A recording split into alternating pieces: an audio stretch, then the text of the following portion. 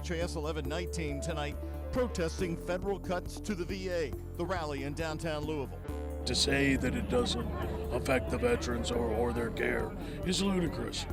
Also new at 11, celebrating Louisville's immigrant community at Metro Hall. 26 graduates creating a new directory for the Metro government website. And then the big J-Town Gaslight Festival is underway, kicking off the 8-day run with a balloon glow tonight, right now on the WHAS 1119.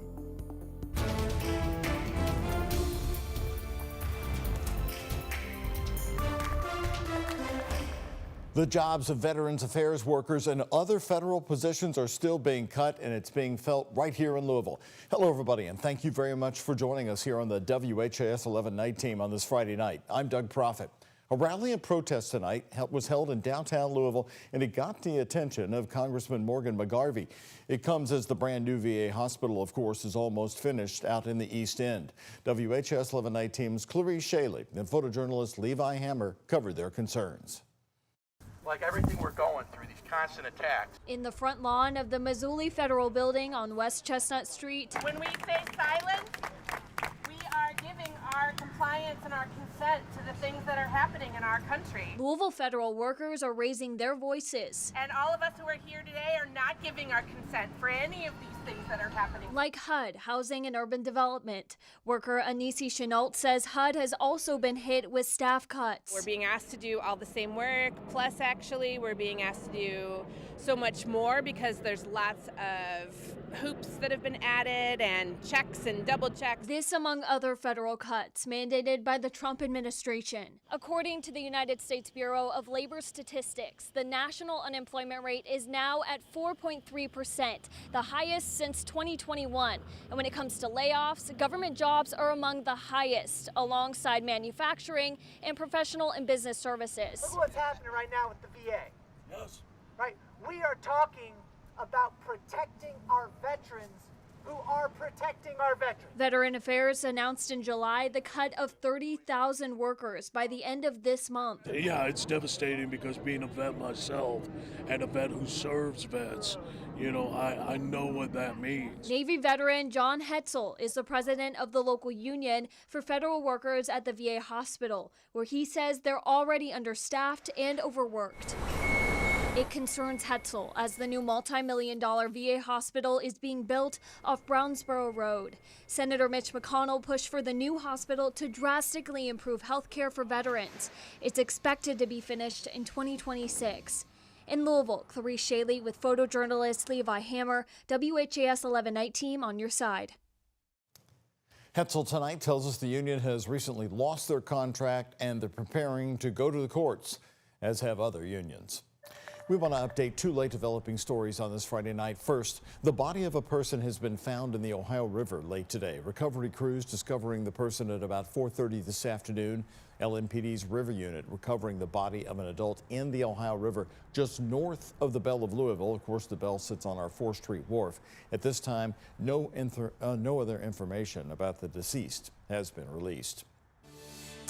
We learned late today that police have arrested a father in the death of his 5-year-old little boy. That man now charged with murder tonight. 24-year-old LaRon Gardner Jr. is the child's father. Police say 3 days ago they got a report that a child had fallen down a flight of stairs in a home on Conestoga Avenue near Algonquin Park. But investigators discovered the child's injuries were more severe and inconsistent with the fall. The 5-year-old boy died at the hospital the next day. Gardner was arrested this afternoon. According to his arrest citation, his 4-year-old daughter was also there and witnessed everything and was kicked in the chest by her father. Gardner's tonight charged with murder, child abuse, and other charges. The Indiana Court of Appeals has denied John Miller his request to have his case dismissed. He's the former Clarksville, Indiana police officer and council member charged with approving funding to the former sheriff Jamie Knowles' company called New Chapel EMS. While at the same time, Miller's accused of also receiving meals and vacations from Knoll. Miller argued that he did not directly benefit from the funds he approved for New Chapel, but the Court of Appeals argued charging documents are only necessary to advise the defendant what they are charged with. Today, an exclusive interview with WHAS11 News, Louisville's best-known philanthropist says Governor Andy Beshear needs to be running for U.S. Senate instead of eyeing a possible run for the White House in 2028. We asked Governor Andy Beshear about her comments today. Christy Brown of the Brown-Forman family and fortune is a top donor to Democratic candidates. She told us she believes the governor's making a mistake. When one's mind is on a certain trajectory, it's hard to switch gears often, and that's understandable. But I do hope that he will give tremendous thought to the idea of the importance of this U.S. Senate seat. I promised to serve out my entire second term, and I keep my promises. I'd take 1 year about being governor of this Commonwealth of announcements like this over a 6-year term being senator any day. This is where I'm from. This is what I love. 3 Republicans are in the race for the U.S. Senate. The only Kentucky Democrat so far to officially announce their run for McConnell's Senate seat is Pamela Stevenson of Louisville. She's the state House Democratic leader in Frankfort. But so far, Andy Beshear has not endorsed her or even publicly stated his support for her campaign.